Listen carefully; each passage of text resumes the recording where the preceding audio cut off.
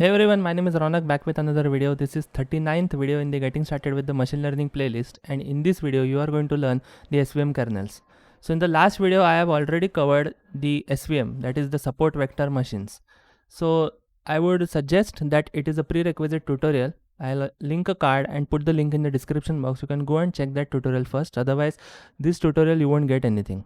Alright, so let us get started with this one. If we see the image that is currently displaying, there are 2 points. Okay, so there is blue circles and there are orange triangles which are separated by the hyperplane. Now this is, I would say, fairly a great example when it comes to handle any of the machine learning problem, but that is not the case when it comes to applying the machine learning in the real world. Right, you are always not going to get a data in this fashion, that is the linear fashion. So obviously you will have to try on various, I would say, distributions of the data, and you have to handle them always in a very efficient manner. So the way we assume that, let's say I have a data like this that you can see on the right side. All right, so on the left, like I said, it is a linear problem where 2 points are linearly separable. So when the points are non-linear and you want to pass a hyperplane, so that is quite tedious task. You cannot use SVM nor logistic regression or anything. So why SVM would handle this, I would say, quite much efficiently if we compare with other algorithms that you will come to know soon. All right, so there is something known as kernels in SVM that can help you handle this problem. Okay, so we are today going to tackle the problem of non-linear machine learning data sets. All right, so the way it works is assuming the fact that this is my data. So the way you can pass the hyperplane is, you can see on the right side. Okay, so the kernel function basically is responsible for increasing the dimensionality of your data set. So when the dimensions of your data set are going to increase, you can easily pass the hyperplane, because not necessarily what you view in 2D is going to be the same in 3D. All right, so they do reside on different planes, and in that scenario you can pass the hyperplane from between them. Okay, so that will be actually a 3D image. I would really thank all of the sources of these images who have actually took the effort in order to get started with the image. So kernelization basically is technique where you take a low dimension space data and convert it into a high dimensional space. Alright, so that is the thing with the kernelization, and SVM provides us with a set of kernels. So I'm today going to go over, let's say, some of the most commonly used kernels, out of which one of them you have already seen is the linear fashion one. All right, we are, I would say, quite used to handle the linear data, but what we have to do with the non-linear? So in that scenario we have something known as polynomial kernel and we have something known as RBF kernel. So sklearn by default uses the RBF kernel, but today I'm going to show you an example where I actually showcase all of the 3 kernels with different methodologies which give you basically the accuracies. All right, and you can see for yourself that which one is providing the best accuracy, and you can move on with that kernel. So first we start with the polynomial kernel, where this is the formula. Okay, so there are 2 points, that is x1 and x2. Okay, so instead of y, it should be x of 2. All right, it is x of 2, and here I would say it is x of 1. All right, that is the formula. So the way it works is, you take the transpose. So I have already covered the transpose function in the earlier SVM tutorial. That is the reason, if you don't have any idea about the SVM, please go and check that one. Anyway, so the kernelization function applied over the 2 points is basically x of 1 into x of 2, which are my 2 points, plus c. So this c is basically the coefficient. All right, this is the coefficient, the weight coefficient that you actually consider, which can be hypertuned. All right, so it can actually be manipulated in the hyperparameter tuning phase. And then we have something known as d. Okay, so entire function is raised to d. So that d is basically my polynomial function. Okay, it is the degree of polynomial. So you are actually expanding the degree of your data, where you basically handle the dimensions. All right, so that dimensionality constraint is handled by the d. All right, and that coefficient, which is c. Second, we come across something known as radial basis function, which is RBF, which is most commonly used. Okay, so it quite, I would say, replicates the Gaussian distribution. All right, the norms of the Gaussian distribution. But the way it works is, we take the exponent of the norm, the L2 norm, all right, of x1 minus x2 the whole square divided by, so everything is in negation, divided by 2 into sigma square. So that sigma basically is standard deviation. Alright, so it is quite complicated if you do it by hand. Okay, so calculation you can obviously perform it, but today we are going to look at the implementation. Okay, so this is the formula, and the way it works, it is, I would say, since it is an exponential function, it will yield sometimes a better result than the polynomial. A debate might get started that which one is the best. I would say try all of them.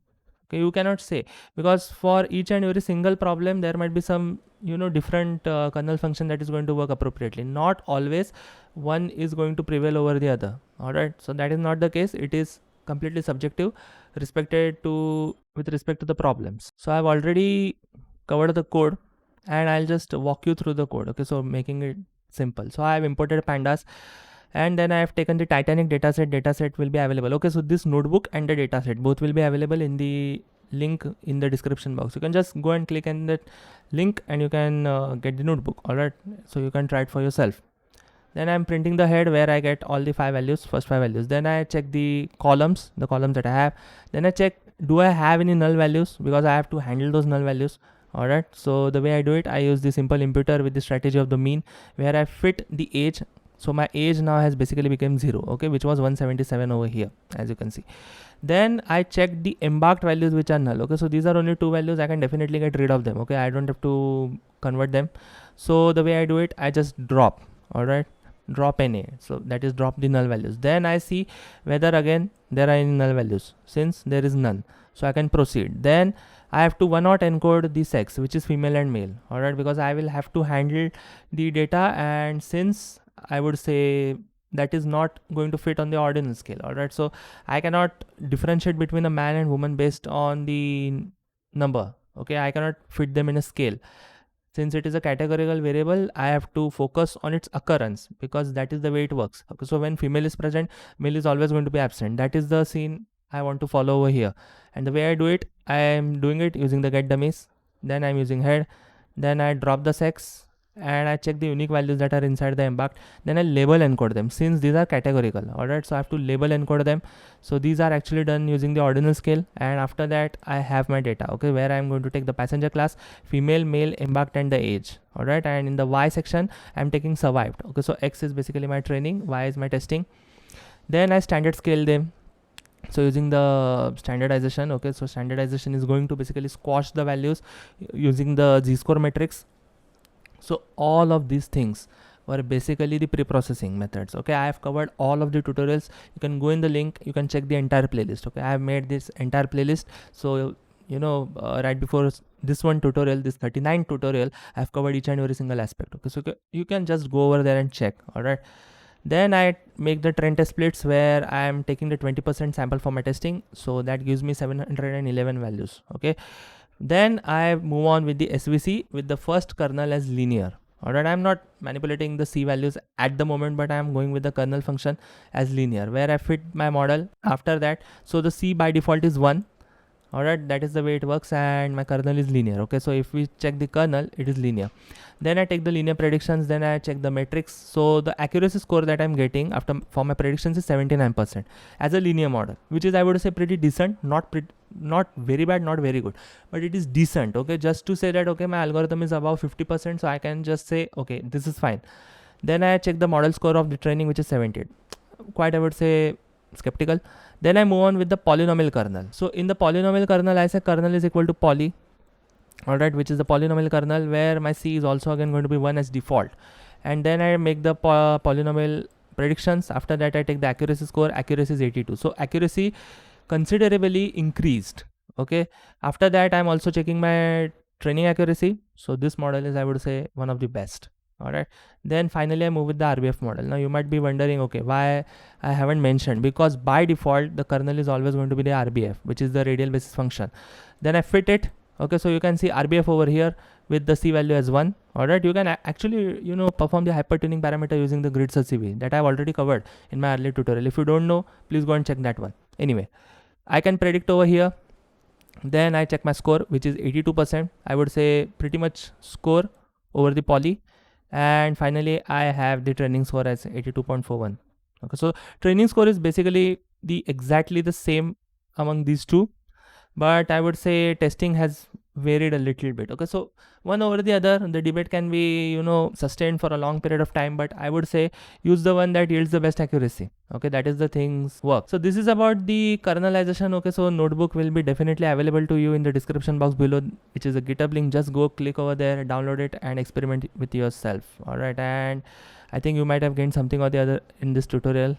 And yeah, in the next tutorial I don't know what I'll be covering, but it is going to be something exciting. And if you do like my content, please subscribe to my YouTube channel and click on the bell icon so that you are not going to miss out any of the updates.